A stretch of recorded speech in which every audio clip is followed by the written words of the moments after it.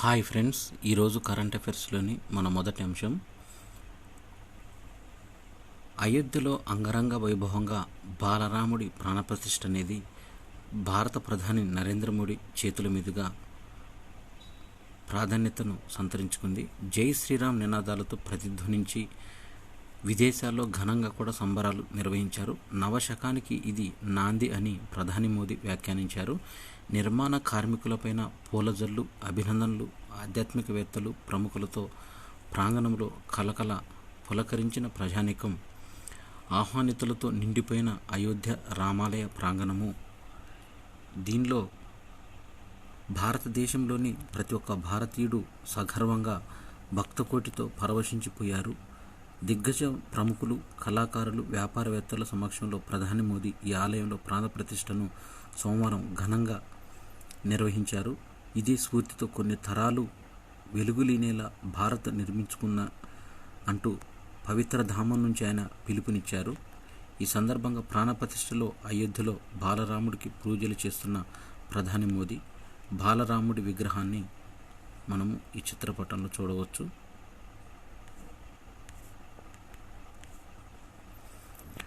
తెలంగాణ రాష్ట్రంలో తొలి ప్రభుత్వ ఇంజనీరింగ్ కళాశాల ఖోజ్గి పాలిటెక్నిక్ను ఉన్నతీకరిస్తూ ఉత్తర్వులు జారీ చేశారు. 3 కంప్యూటర్ సైన్స్ బ్రాంచీలను ప్రారంభిస్తారు. 2024-25 నుంచి తరగతులు ప్రారంభం కానున్నాయి. రాష్ట్రంలో తొలుత ప్రభుత్వ ఇంజనీరింగ్ కళాశాల ఏర్పాటు కానుంది. ముఖ్యమంత్రి రేవంత్ రెడ్డి సొంత నియోజకవర్గమైన కొడంగల్లో ఖోజ్గి ప్రభుత్వ పాలిటెక్నిక్ ఇంజనీరింగ్ కళాశాలగా మారనుంది. ఈ పాలిటెక్నిక్ను ఉన్నతీకరిస్తూ అప్గ్రేడ్ చేస్తూ విద్యాశాఖ కార్యదర్శులు బుర్రా వెంకటేశం ఉత్తర్వులు జారీ చేశారు. ఇక్కడ కళాశాల భవనాన్ని మనం ఒకసారి చూడవచ్చు. దీనిలో 2024-25 సంవత్సరం నుంచి ఇక్కడ ఇంజనీరింగ్ తరగతులను ప్రారంభించడానికి సన్నాహాలు చేస్తున్నారు. 3 బీటెక్ బ్రాంచీలు, 180 సీట్లు అందుబాటులోకి రానున్నాయి. BTech CSC artificial intelligence and ML, CSC data science కోర్సులను ప్రారంభించనున్నారు. దీంట్లో ఓయూ, మహాత్మా గాంధీ, జేఎన్టీయు విశ్వవిద్యాలయాల ఆధ్వర్యంలో ఇవి నడవనున్నాయి. ప్రైవేటు కళాశాలలో ఏదో ఒక విశ్వవిద్యాలయానికి అనుబంధంగా ఉండేలా చర్యలు చేపడుతున్నారు. 2014లో పాలిటెక్నిక్ డిప్లొమా కోర్సుతో యథాతథంగా ప్రారంభించిన ఖోజ్గి పాలిటెక్నిక్ కళాశాల 2014లో 5 ఎకరాల విస్తీర్ణంలో ప్రారంభించి ఇక్కడ సివిల్ మెకానికల్ ఇంజనీరింగ్తో బ్రాంచ్తో 180 సీట్లను, డిప్లొమా సీట్లను కేటాయించారు. ఈ బీటెక్ బ్రాంచీలను కూడా ఇక్కడ ఏర్పాటు చేయనున్నారు. హైదరాబాదు మెట్రో రైలును మొదటి దశ నుంచి ప్రాతిపదికగా రెండో దశకు మార్గదర్శకాలు చేశారు. ఇక్కడ హైదరాబాద్ మెట్రో రైలు అనేది 3 వైపులా రెడ్ లైన్ అనేది గతంలో ఎల్బీ నగర్, మియాపూర్ నుంచి ఎల్బీ నగర్ మధ్య ఉండేది. గ్రీన్ లైన్ అనేది జూబ్లీ బస్ స్టేషన్ నుంచి ఎంజీ బస్ స్టేషన్ వరకు గ్రీన్ లైన్ గాను, అదేవిధంగా నాగోల్ నుంచి రాయదుర్గం వరకు బ్లూ లైన్ అనేది ఈ 3 లైన్స్ నిర్వహించారు. దీంట్లో ఎల్బీ నగర్ నుంచి హయత్ నగర్ వరకు పొడిగించడానికి, ఇదే రెడ్ లైన్ను మియాపూర్ నుంచి పటాన్ చెరు వరకు పొడిగించడానికి ప్రతిపాదనలు వచ్చాయి. అదేవిధంగా గ్రీన్ లైన్ అనేది ఎంజీ బస్ స్టేషన్ నుంచి ఫలక్నామా నుంచి చంద్రాయనగుట్ట లైన్కి కలపాలని, అదేవిధంగా జూబ్లీ బస్ స్టేషన్ వరకు ఉన్న ఈ మార్గాన్ని కూడా విస్తరించాలని, తర్వాత బ్లూ లైన్ ఏదైతే ఉందో ఇది నాగోల్ నుంచి ఉన్న ఈ బ్లూ లైన్ను రాజీవ్ గాంధీ ఇంటర్నేషనల్ ఎయిర్పోర్ట్ వరకు పొడిగించాలని, తర్వాత హైకోర్టు నూతన ప్రాంగణానికి దీన్ని కనెక్షన్ చేయాలని, ఇదే బ్లూ లైను రాయదుర్గం తర్వాత అమెరికన్ కాన్సులేట్ వరకు దీన్ని పొడిగించాలంటూ దాదాపుగా ఈ పొడిగింపు మొత్తం 70 కిలోమీటర్ల వరకు విస్తరించనుంది. సీఎం సూచనల మేరకు కొత్తగా రూట్ మ్యాప్ను ప్రతిపాదనను రూపొందించి ప్రభుత్వానికి సమర్పించిన మెట్రో రైలు అధికారులు ఈ విధంగా ఈ కారిడార్లను విస్తరించడం ద్వారా చాలామంది ఇక్కడ సికింద్రాబాద్ జూబ్లీ బస్ స్టేషన్ నుంచి ఎంజీ బస్ స్టేషన్ వరకు ఉన్న రెండో కారిడారు, వీటి ద్వారా 70 కిలోమీటర్ల మేర కొత్త మెట్రో రైలు మార్గం, దీనికి ప్రతిపాదనల ద్వారా చాలా ప్రయోజనాలు అనేవి దక్కే విధంగా ఏర్పాట్లు చేయనున్నారు. దేశవ్యాప్తంగా జేఈఈ మెయిన్స్ పేపర్ 2 పరీక్ష బుధవారం జరగనుంది. ఎన్ఐటీల్లో 5 ఏళ్ల కోర్సుకు bachelor of architecture, bachelor of ప్లానింగ్లో ప్రవేశానికి పేపర్ 2 రాయాల్సింది. ఈ నెల 24, 27, 29, 30, 31 ఫిబ్రవరి 1 జేఈఈ మెయిన్ పరీక్షలు అనేవి జరపనున్నారు. తొలి రోజు పేపర్ 2 నిర్వహిస్తారు. మిగిలిన 5 రోజులతో పాటు బీటెక్ కోర్సులో చేరేందుకు పేపర్ 1 జరుపుతారు. 2 పేపర్లు కలిపి దేశవ్యాప్తంగా రికార్డు స్థాయిలో 12,30,000 మంది హాజరు కానున్నారు. పేపర్ 2కి సుమారు 1,50,000 మంది రాసే అవకాశం ఉంది. అయోధ్యలోని రామమందిరం నిర్మాణంలో జై సియారాం అను నినాదించిన మోదీ ఈ పవిత్ర మందిర నిర్మాణంలో ప్రజల్లో నూతనోత్సవాన్ని నింపింది. దేశంలోని రామభక్తులంతా ఆనంద పరవశంలో మునిగిపోయారు. కొన్ని వందల ఏళ్ల పాటు కనిపించే ఈ జాతి నిర్మాణంలో స్వాతంత్రం వచ్చాక కూడా దశాబ్దాల పాటు న్యాయ పోరాటం చేశారు. ఈ పవిత్ర క్షణాలు ఎంతో అమూల్యమైనవంటూ రామాలయ నిర్మాణంలో ఎందరో అడ్డంకులు ఎదురుచేయను, చివరకు న్యాయమే గెలిచిందంటూ ఈ శుభగడియల కోసం 11 రోజులు దీక్ష వహించామంటూ తెలిపారు. ఈ విధంగా ఆలయంలోని ప్రతి ఒక్కరికి విలువలు, క్రమశిక్షణతో, శిరోధార్యంతో విగ్రహానికే కాదు మత విశ్వాసాలకు ప్రాణప్రతిష్ఠ వివాదం కాకుండా ఎన్నో చర్యలు చేపట్టారు. ఈ విధంగా న్యాయ వ్యవస్థకు ధన్యవాదాలు చెప్పారు భారత ప్రధాని. రామ మందిరాన్ని నిర్మిస్తే దేశమంతా భగ్గుమంటుందంటూ కొందరు భయపడేవారు. కానీ శక్తి పరాక్రమవంతుడైన రాముడికి నిత్యం పూజలు నిర్వహించాలంటూ, అదేవిధంగా ఈ మందిరం చిహ్నంగా కావాలంటూ, ఉన్నత న్యాయస్థానంలో నిలబెట్టేందుకు తమ వంతుగా ఏం చేయాలో అదే చేయాలంటూ దేశవ్యాప్తంగా విజ్ఞప్తులు ఎదురైనా తన వెంట పెద్ద బుట్టలో తెచ్చిన పూలను గౌరవ సూచకంగా మందిరంలో వెదజల్లారు. మందిర ప్రాంగణంలో జటాయు విగ్రహాన్ని కూడా ఆవిష్కరించారు. కుబేర్ తిలాను సందర్శించి శివలింగానికి జల పూజలు, జలాభిషేకాలు, ప్రదక్షిణలు నిర్వహించారు.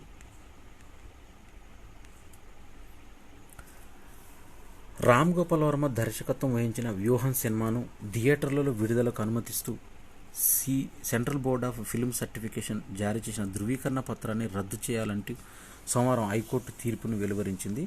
సినిమాటోగ్రాఫర్ చట్టం ప్రకారం పరిశీలించి మరోసారి నిర్ణయం తీసుకోవాలంటూ ప్రాంతీయ సెన్సార్ బోర్డు రివైజింగ్ కమిటీలను ఆదేశించింది.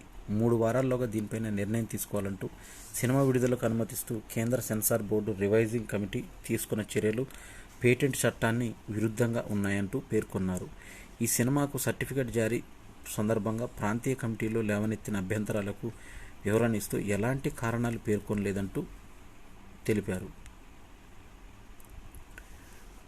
శాసనమండలి సభ్యులుగా మహేష్ కుమార్ గౌడ్, బల్మూరి వెంకటు ఏకగ్రీవకంగా ఎన్నికయ్యారు. ఖాళీ అయిన 2 ఎమ్మెల్సీ స్థానాలకు వీరిద్దరు నామినేషన్ చేయడంతో ఎన్నికల సంఘం అనుమతి మేరకు రిటర్నింగ్ అధికారి ఉపేందర్ రెడ్డి వీరు ఏకగ్రీవకంగా ఎన్నికైనట్లు అధికారికంగా ప్రకటించారు. అయోధ్యలోని రామ్లల్ల విగ్రహాన్ని రూపొందించిన అరుణ్ యోగిరాజు తన ఆనందాన్ని వ్యక్తం చేశారు. ఈ క్షణం భూమి మీద అత్యంత అదృష్టవంతుడు ఎవరైనా ఉండంటే తనే అంటూ తన ఆనందాన్ని వ్యక్తం చేశారు. శ్రీరాముడి నవమి రోజున సూర్యకిరణాలు రాముడిపై ప్రసరించేలా ఈ విగ్రహాన్ని ఎత్తును నిర్ణయించి అద్భుతంగా ఈ చిత్రాన్ని ఆదిత్య అరుణ్ యోగిరాజు చేశారు. ఇతను గతంలో సుభాష్ చంద్రబోసు ఢిల్లీలోని రాజ్పథ్లో సుభాష్ చంద్రబోసు విగ్రహాన్ని కూడా అత్యంత అద్భుతంగా చెక్కిన చరిత్ర అరుణ్ యోగిరాజు పైన ఉంది. రామజ్యోతి వెలిగించిన భారత ప్రధాని నరేంద్ర మోడీ అయోధ్యకు 100 చార్టర్ విమానాలను పంపించారు. తరతరాల దృఢ సంకల్పం అంటూ ఎంతోమంది కొనియాడారు. నూతన శకానికి శ్రీకారం చుట్టారంటూ రాజ్నాథ్ సింగ్ పేర్కొన్నాడు. అయోధ్యలోని రామ్లల్ల చిత్రపటానికి హారతందించి ఈ చిత్రాన్ని ఎక్స్ ద్వారా ప్రధాని పోస్ట్ చేశారు. ఎన్నో వివాదాలు వీడి ఐక్యంగా కొనసాగింది. ఈ ప్రారంభం అనంతరం ప్రసంగించిన బాలరాముడి విగ్రహ ప్రతిష్టాపనతో భారతదేశ ఆత్మగౌరవం తిరిగి నిలబెట్టారంటూ విశ్వాసాన్ని వ్యక్తం చేశారు. మణిపూర్లో ఆర్టికల్ 355 అనేది ప్రాధాన్యతను సంతరించుకుంది. సోమవారం ఇంపాల్లో జరిగిన అఖిలపక్ష సమావేశంలో ఈ విషయాన్ని ముఖ్యమంత్రి బీరేన్ సింగ్ స్వయంగా వెల్లడించారు. రాష్ట్రపతి పాలనకు ముందు కేంద్ర రాష్ట్రంలో అధికారాన్ని తమ చేతుల్లోకి తీసుకునే చర్య. గత వారం మణిపూర్ భద్రతా సలహాదారు కుల్దీప్ సింగ్ విలేకరులతో మాట్లాడుతూ ఏకీకృత కమాండ్ను ముఖ్యమంత్రి ఎప్పుడైనా సమావేశానికి పిలవచ్చంటూ తెలిపారు. అసలు ఈ ఆర్టికల్ 355 అనేది అంతర్గత బాహ్య కల్లోల సమయాల్లో తలెత్తే పరిస్థితులను ఎదుర్కోవడానికి కేంద్రానికి ఆర్టికల్ 355 అనేది ఉపయోగపడనుంది. ప్రభుత్వాన్ని తొలగించకుండా రాష్ట్రంలో శాంతి భద్రతల పరిరక్షణల బాధ్యతలను కేంద్రానికి ఇది అప్పగిస్తుంది. ఇది రాష్ట్రపతి పాలనకు ముందుగా మణిపూర్ రాష్ట్రపతి పాలన విధించాలంటూ కుకీ తెగకు చెందిన నాయకులు డిమాండ్ చేశారు. అయితే ఇది భద్రతా బలగాలు ప్రభుత్వ విధానాల విషయంలో తటస్థపరుస్తూ నెలకొంటున్నాయి. మణిపూర్లో కేంద్ర బలగాలకు రాష్ట్ర ప్రభుత్వం సహకరిస్తుందంటూ రాష్ట్రపతి పాలన అవసరం లేదని ఇటీవల జరిగిన పార్లమెంటు సమావేశంలో కేంద్ర హోంమంత్రి అమిత్ షా స్పష్టం చేశారు. బోర్డర్ సెక్యూరిటీ ఫోర్స్ అధికార పరిధి అంశాన్ని సుప్రీంకోర్టు అంతర్జాతీయ సరిహద్దుల నుంచి గతంలో 15 కిలోమీటర్ల మేర ఉన్న తనిఖీ, జప్తు, అరెస్టుల అధికారుల పరిధిని 2021లో 50 కిలోమీటర్ల మేరకు పెంచుతూ ప్రభుత్వం నోటిఫికేషన్ జారీ చేసింది.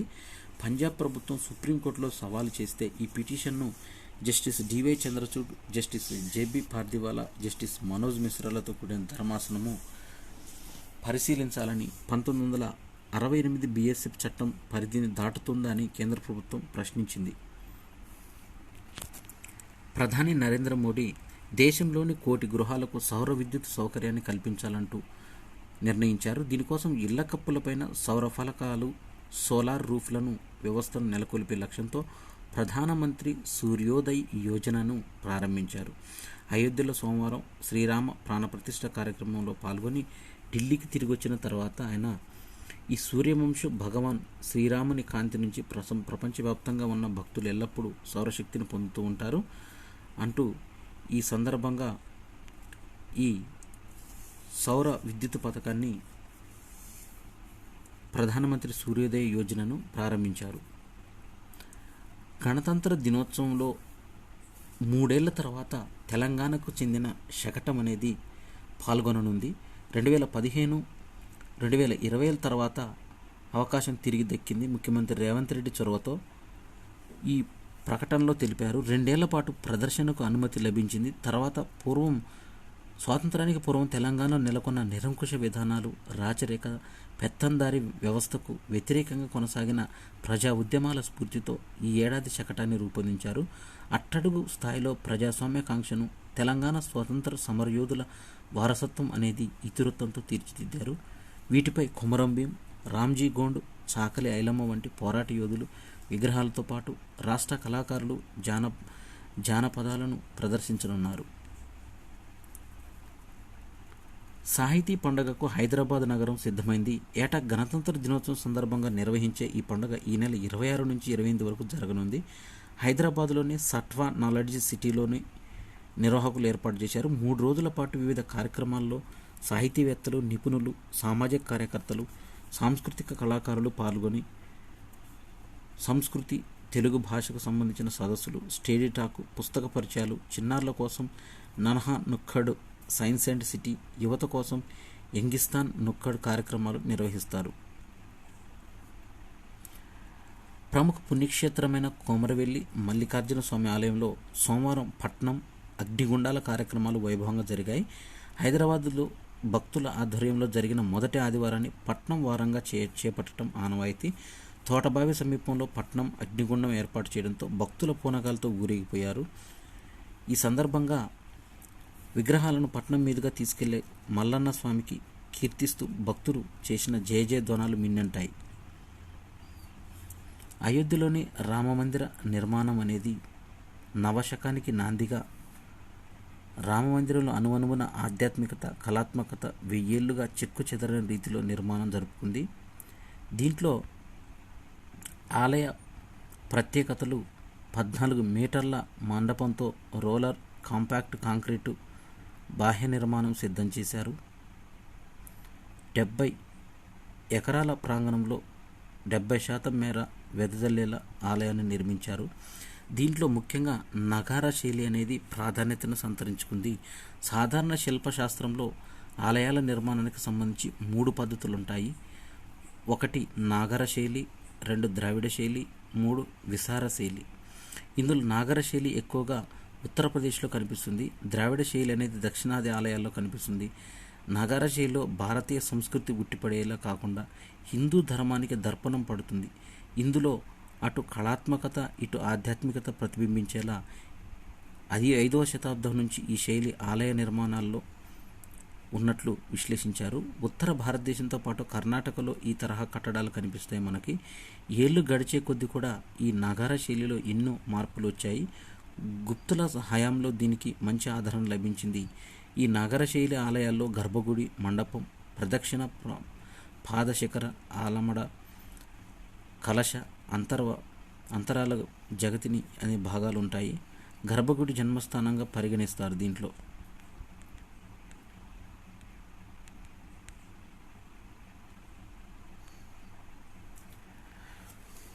జీ ఎంటర్ప్రైజెస్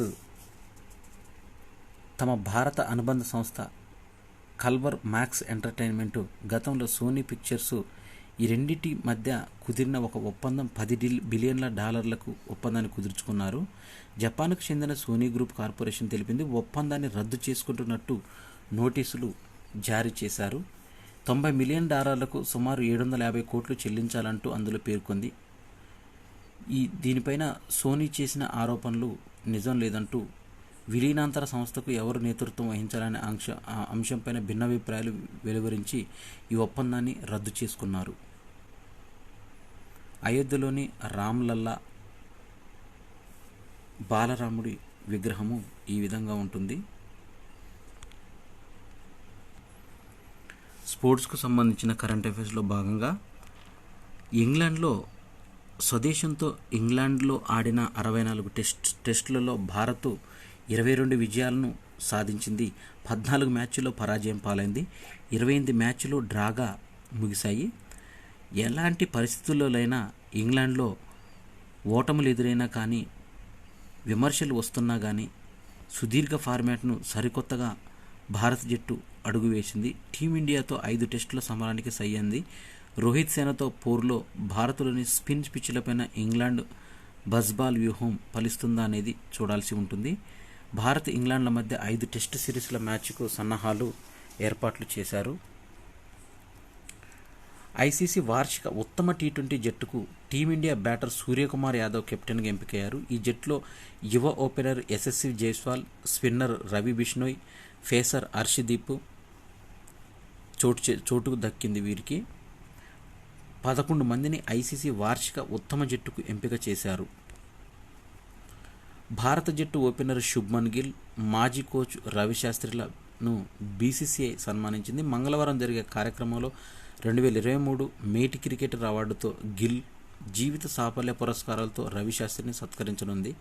వన్డేల్లో వేగంగా 2000 పరుగులు సాధించిన గిల్ను ఉత్తమ క్రికెటర్ అవార్డు బీసీసీఐకి ఎంపిక చేసింది. గత ఏడాది వన్డేల్లో అద్భుతమైన ఫామ్లో ఉన్న గిల్ 5 సెంచరీలు సాధించాడు. 2019 తర్వాత మళ్ళీ ఇప్పుడు బీసీసీఐ అవార్డుల కార్యక్రమం అనేది జరగనుంది. ఆస్ట్రేలియన్ ఓపెన్లో మాజీ ఛాంపియన్ విక్టోరియా అజరెంకా బెలారస్ కథ ముగిసింది. డయానా ఎంఫ్రెక్సా ఉక్రెయిన్ ఆమెను ఇంటిముఖం పట్టించింది. సోమవారం మహిళల సింగిల్స్లో ప్రీ క్వార్టర్స్లో అజరెంకా 6-7, 6-8, 4-6తో డయానా చేతిలో ఓడింది. ఈ మ్యాచ్ ఆరంభం నుంచి కూడా డయానా దూకుడుగా ఆడింది. ఎక్కువ బ్యాక్ హ్యాండ్ విన్నర్లతో పాయింట్లు సాధించిన ఈ ఉక్రెయిన్ అమ్మాయి 4వ గేమ్లో కూడా అజరెంకా సర్వీస్ బ్రేక్ చేసి 3-1తో ఆధిక్యంలో నిలిచింది. ఇక మరోవైపు ఇదే టైటిల్ రేసులో ఉన్న కార్లోస్ అల్కరాజ్ స్పెయిన్కు సంబంధించిన క్వార్టర్స్ ఫైనల్లోకి దూసుకువెళ్లాడు. పురుషుల సింగిల్స్ ప్రీ క్వార్టర్స్లో 2వ సీడ్లో అల్కరాజు 6-4, 6-4, 6-0తో కెచ్మనోవిచ్ను సెర్బియాకు చెందిన పోరాటానికి తెరదింపాడు. ప్రో కబడ్డీ లీగ్ సీజన్ 10లో భాగంగా సొంత గడ్డపైన మ్యాచ్ను యూపీ యోధాస్ చిత్తు చేసింది. సోమవారం జరిగిన మ్యాచ్లో 30-37 తేడాతో హర్యానా స్టీలర్స్ చేతిలో ఓడింది. ఇక గత 10 ఏళ్లలోనే ఎన్నో విజయాలు సాధించిన ఈ మ్యాచ్లలో ఒకసారి చూసినట్టయితే సినీ నటుడు వరుణ్ తేజ్ విలేకరులతో మాట్లాడుతూ ఈ సందర్భంగా గత 10 ఏళ్లలో ప్రో కబడ్డీ లీగులో ఎదిగిన తీరు చూస్తుంటే గొప్పగా ఉందంటూ తమ నైపుణ్యాలు చాటేందుకు ఆటగాళ్లకు మంచి వేదిక అంటూ టైటాన్స్ కెప్టెన్ పవన్ను అభినందించారు. ఈ సందర్భంగా అండర్-19 ప్రపంచ కప్ న్యూజిలాండ్ జట్టుకు ఓ భారత సంతతి కుర్రాడు ప్రాతినిధ్యం వహిస్తున్నాడు. తెలుగబ్బాయి. ఇతని పేరు స్నేహిత్ రెడ్డి. విజయవాడలో పుట్టిన ఇతను 17 ఏళ్లకే స్నేహిత్ నేపాల్ పైన సెంచరీ కొట్టాడు. 125 బంతుల్లో 147 పరుగులు చేసి అజేయంగా నిలిచాడు. భారత బ్యాటర్ శుభ్మన్ గిల్ అంటే అతనికి అభిమానం అంటూ అందుకే సెంచరీ చేయగానే గిల్ తరహాలో సంబరాలు చేసుకున్నాడు. స్నేహిత్ సెంచరీ సాధించినప్పుడు అతడి తల్లిదండ్రులు మైదానంలో ఉన్నారు. ఇది నాకెంతో ప్రత్యేకమైన ఇన్నింగ్స్ అంటూ మా అమ్మ నాన్నలు వచ్చి ప్రత్యక్షంగా మ్యాచ్ను వీక్షించడం తన ఆనందాన్ని వ్యక్తం చేశాడు తెలుగబ్బాయి స్నేహిత్. ఖేలో ఇండియా యూత్ క్రీడల్లో తెలంగాణ అథ్లెటిక్ నిషిక అగర్వాల్, ఆశీర్వాద్ సక్సేనా స్వర్ణ పతకాలు సొంతం చేసుకున్నారు. సోమవారం జిమ్నాస్టిక్స్ ఆల్రౌండ్ వ్యక్తిగత ఛాంపియన్షిప్లో నిషిక అగ్రస్థానంలో నిలిచింది. సైక్లింగ్లో 1 కిలోమీటర్ వ్యక్తిగత టైం ట్రయల్లో ఆశీర్వాద్ పసిడి దక్కించుకున్నాడు. ఇవి జనవరి 23, 2024కు సంబంధించిన కరెంట్ అఫైర్స్. ఈ వీడియో నచ్చినట్టయితే లైక్ చేయండి, షేర్ చేయండి, కామెంట్ చేయండి. నా ఛానల్ సబ్స్క్రైబ్ చేసుకోవడం ద్వారా నేను చేసే వీడియోస్ అన్నీ మీకు నోటిఫికేషన్ రూపంలో వెలువడతాయి. Thanks for watching.